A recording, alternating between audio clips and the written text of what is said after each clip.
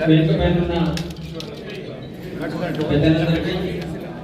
ముఖ్యంగా మనందరినీ నూతన సంవత్సర శుభాకాంక్షలు చెప్పి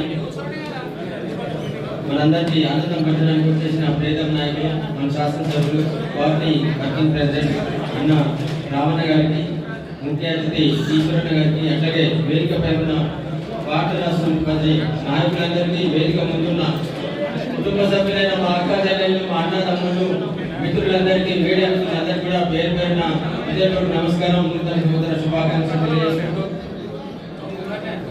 భారత రాష్ట్ర సమితి పార్టీ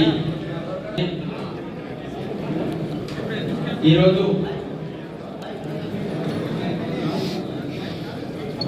ఉద్యమ ప్రస్థానం నుంచి కూడా బీఆర్ఎస్ పార్టీ కార్యకర్తలు ఈరోజు నాయకులుగా ఉన్న వారు కావచ్చు, మా యువ మిత్రులందరూ కూడా ఉద్యమంలో కొట్లాడి దేనికైనా వెన్నుచూపగా ఎదురొడ్డి పోరాడిన నైజం పోరాడిన చరిత్ర గల పార్టీ ఏదైనా ఉందనంటే అది బీఆర్ఎస్ పార్టీ. ఆనాటి టీఆర్ఎస్ పార్టీ, ఈనాటి బీఆర్ఎస్ పార్టీ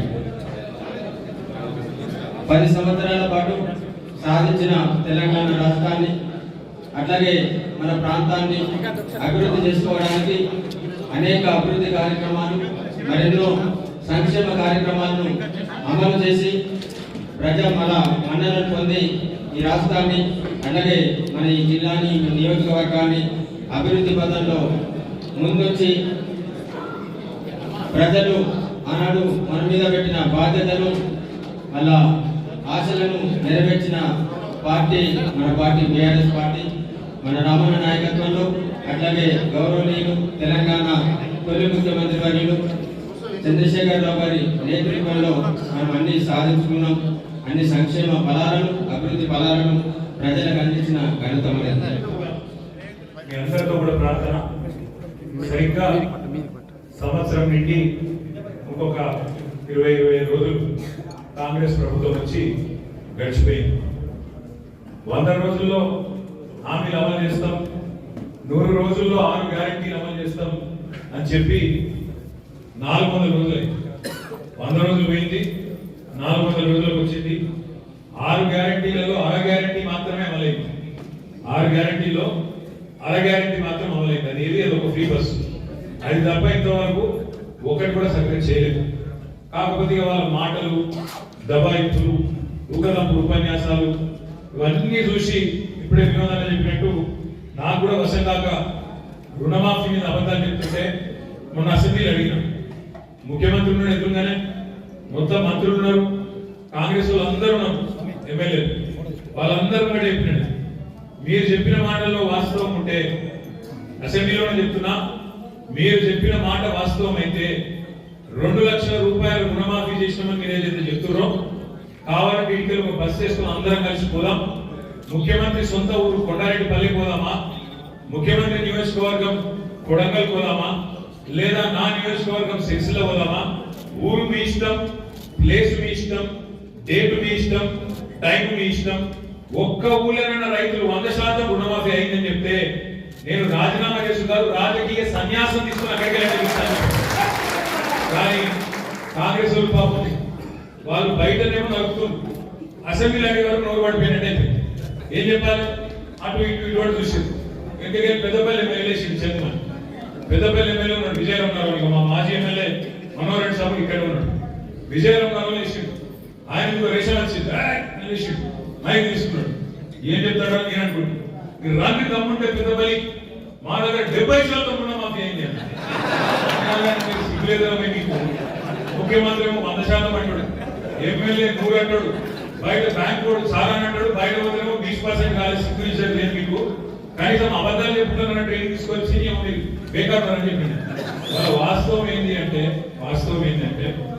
వాళ్ళకు పరిపాలన శాతం అయితే వాళ్ళకు నడపలేదు, నడపరాక ఒక బాగలేక అర్థం పలుకున్నాడు ఎక్కడికి ఒక గంటల. ఇప్పుడు ఏంటి, నాకు నడప శాతం అయితే లేదు, ఏం చేయాలి మరి? నేను రాష్ట్రం పరిస్థితి బాగలేదు అని చెప్పాలి. రాష్ట్రం పరిస్థితి కాదు, నేను ఎత్తి బాగలేదు, నెత్తిలో కూర్చోలేదు. దానికి ఎవడు ఏం చేస్తాడు?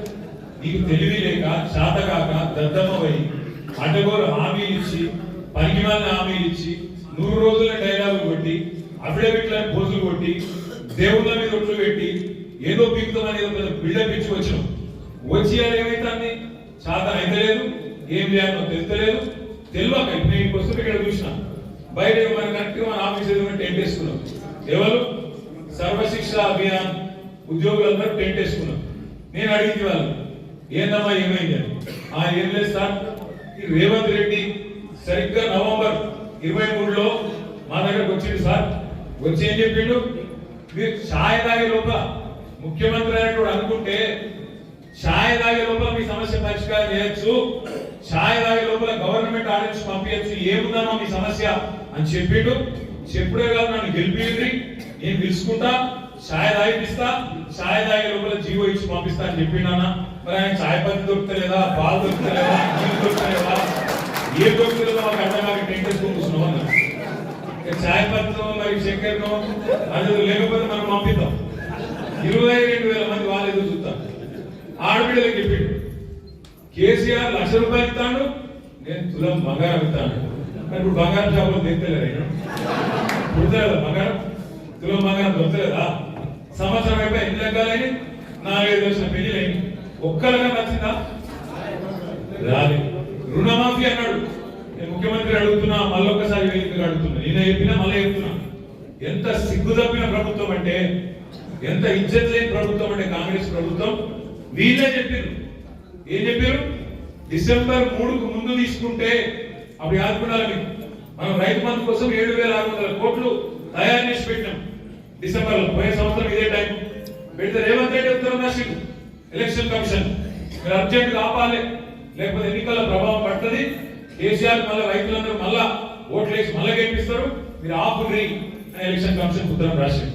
రాష్ట్ర ఎలక్షన్ కమిషనర్లు ఎన్నికలు ప్రభావితమైతే అని చెప్పి ఆపేసింది.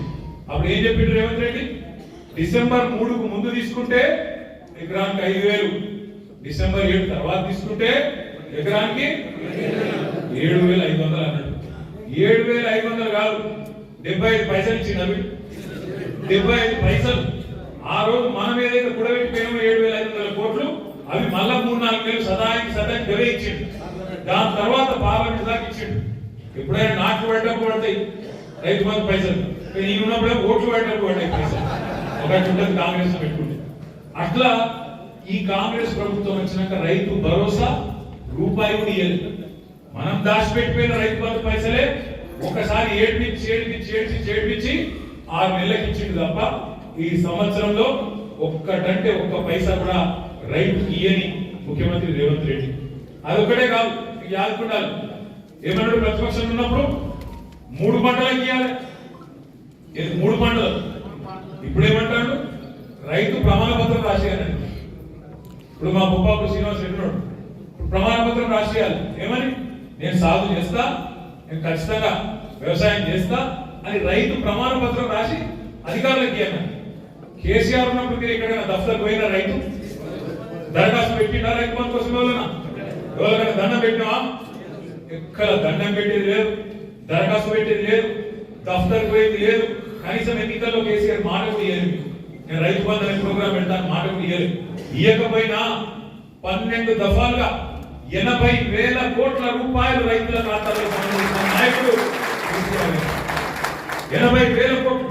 ఏది ఒక రైతు బంధు, ఇంకో నీకు రుణమాఫీ రూపంలో మరొక 27,000 కోట్లు, 1,07,000 కోట్లు రైతుల ఖాతాల్లో రూపాయి లంచం కానీ పైసా లంచం కానీ లేకుండా 70 లక్షల మంది రైతుల ఖాతాల్లో టింగు మంచిగా ఫోన్లు మోగుతుంటే నాట్లు పడేటప్పుడు మంచిగా పైసలు పడేటట్టు సౌలభ్యం ఏర్పాటు చేసింది కేసీఆర్.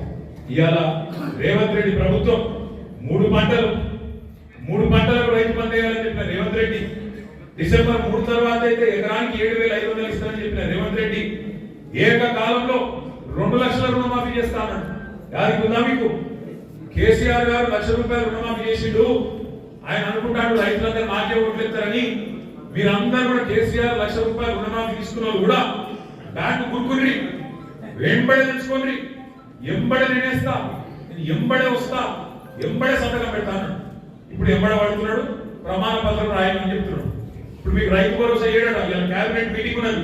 నేను నిన్ను అడిగిన రేవంత్ రెడ్డి, దమ్ముంటే చెప్పు. అడిగిన ఎలక్షన్లకు ముందేమో వరంగల్ రైతు డిక్లరేషన్ అన్నావు, ఇలా రైతు డిక్లరేషన్ ఇవ్వాలంటున్నావు, ఇది ఎక్కడ నీతి? రైతు ప్రమాణ పత్రం రాసిచ్చుడేంది? ఎందుకు రాసియాలి? తెలియదా? ఇలా ఊళ్ళో మీ అధికారులు అగ్రికల్చర్ ఎక్స్టెన్షన్ ఆఫీసర్ తెలియదా? అక్కడ ఉండే గ్రామ పంచాయతీ సెక్రటరీకి తెలియదా? లేదా ఊర్లో ఉండే సర్పంచ్ తెలియదా? ఎంపీటీసీ తెలియదా? ఏ రైతు సాగు చేస్తుంటే ఏ రైతు సాగు చేస్తాడో తెలియదా? ఇలా రైతులను బదనాం చేసే కుట్ర. అసెంబ్లీలో పెట్టిండు కాగితం. ఏమంటాడా కాగితంలో? రైతు బంధు వల్ల 22,000 కోట్ల రూపాయలు దారి వల్ల అని చెప్పి ఒక చెత్త మాట, రైతులు బదనాం చేసే మాట, రైతులు దొంగగా చిత్రీకరించే మాట మాట్లాడుతూ ఉన్నాడు. 22,000 కోట్లు దారి వల్ల అంటాడు.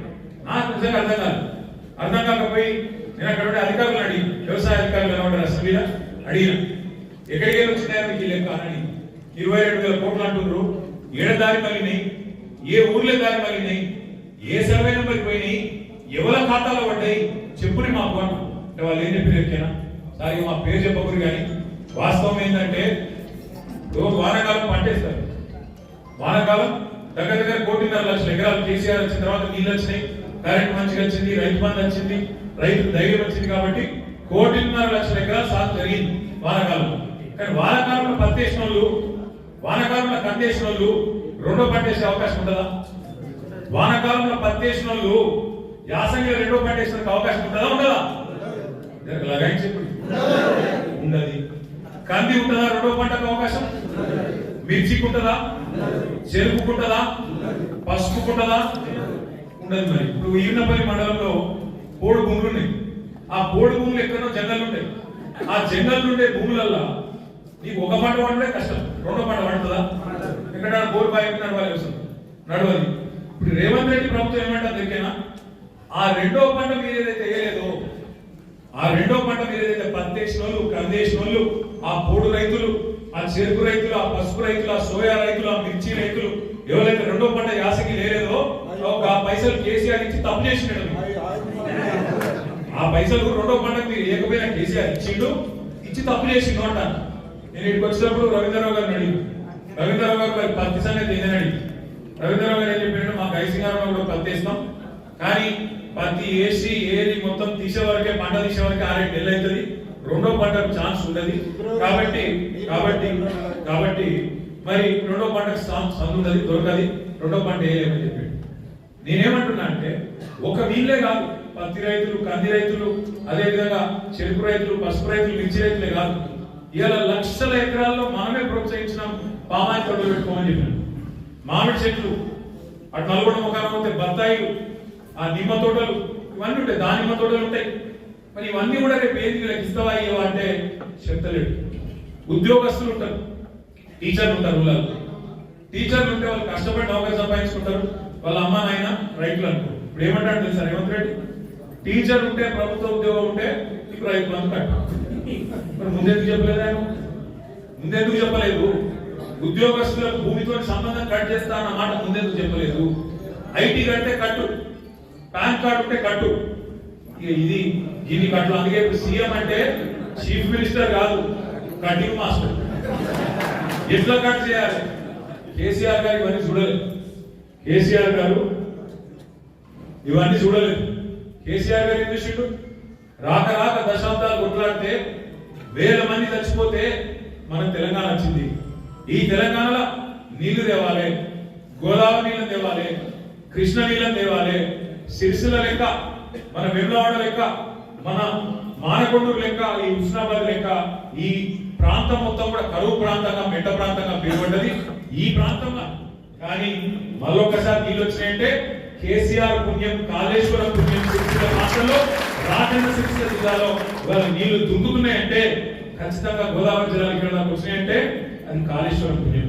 కానీ ఆ కాళేశ్వరాన్ని కూడా ఎన్ని రకాలుగా బదనాం చేసినా మీకు అనుకున్నారు. కాళేశ్వరం 1,00,000 కోట్లు కొట్టుకుపోయి, మేడిగడ్డలో పర్రె పడ్డది, పర్రె మేడిగడ్డ బరాజు పడలేదు, పుర్రే పడ్డది. ఇలా పుర్రెల సంఘం లేవు.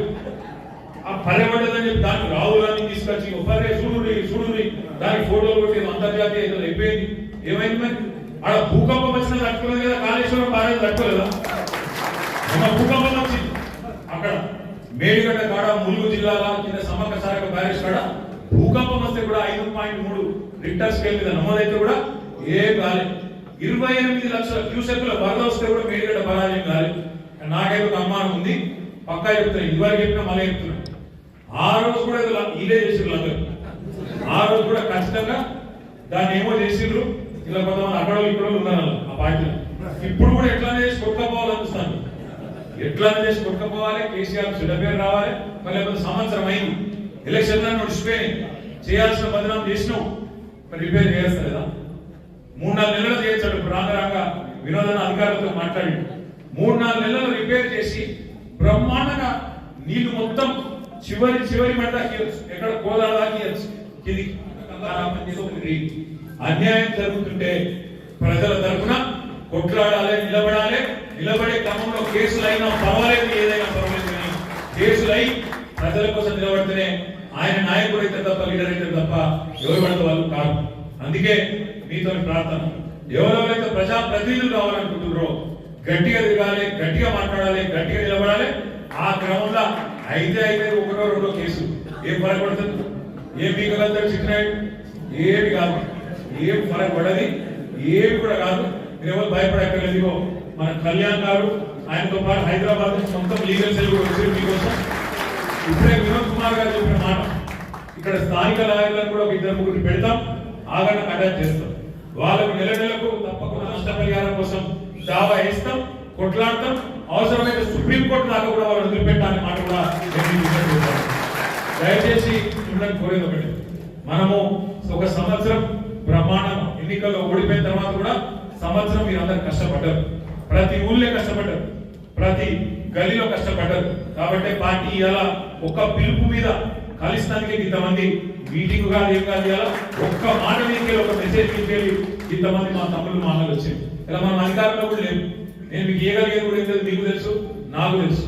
అయినా ఇంత అభిమానంతో పార్టీ అంటే ఇంత ప్రేమతో కేసీఆర్ గారి మీద ఒక అనురాగంతో మీరందరూ వచ్చినారు. బాక్సింగ్ చేసిన బాక్సింగ్ లో ఒక మాట చెప్తారు, మనం ఎంత గట్టిగా పంచుకొడతాం అన్నది కాదు, మనం ఎంత గట్టిగా అవతల దౌడవేగి గుర్తాం అన్నది కాదు. వాడు అవతలోడు ఎన్ని గుద్దినా కింద పడ్డా లేచి నిల్చొని కొట్లాడేటోడే నిజమైన పోరాటం. వాళ్ళు కొట్టింది ఈ సంవత్సరంలో, వాళ్ళు మనం కొట్టింది ఒక 5-6 దెబ్బలు కొట్టింది. ఒకటి అసెంబ్లీ ఎన్నికల్లో స్వల్ప తేడాతో ఓడిపోయింది. అనుకోకుండా అతి విశ్వాసం అనండి, కొన్ని చిన్న పొరపాట్లు అనండి జరిగినాయి, కాదనలేదు. మనం కూడా మనుషులమే, చిన్న తప్పులు జరుగుతాయి, చిన్న పొరపాట్లు జరుగుతాయి. జరిగినప్పుడు ఓటమి జరిగింది. వెంటనే మన సార్కు, మన కేసీఆర్ గారికి ఈ తుంటి ఎముక విరిగి పాపం 3 నెలల పాటు ఆయన కూడా తిరగలేని పరిస్థితి వచ్చింది. అంటే వెంటనే లేచి పంటలు వెళ్ళిపోతున్నాయంటే, ఈ సన్నాసులు నీళ్లు ఇస్తలేదంటే కేసీఆర్ గారు అంత ఇబ్బందుల్లో కూడా బయలుదేరి నల్గొండ, వరంగల్, కరీంనగర్ దాకా, మన సిరిసిల్ల దాకా కూడా తిరిగి ఆ బస్సు యాత్రలో భాగంగా తిరిగి ఆ తర్వాత కృష్ణా నది మీద పెత్తనం మొత్తం తెలంగాణ ప్రభుత్వం కేంద్రానికి అప్పచెప్తున్నది అంటే నల్లగొండలో భారీ బహిరంగ సభ పెట్టి గర్జిస్తే దెబ్బకే లేదు మేము అప్పచెప్తలేం, తప్పు చేసినామని చెప్పలేస్తున్నది కాంగ్రెస్ ప్రభుత్వం. ఆ తర్వాత పార్లమెంట్ ఎన్నికలు వచ్చినాయి.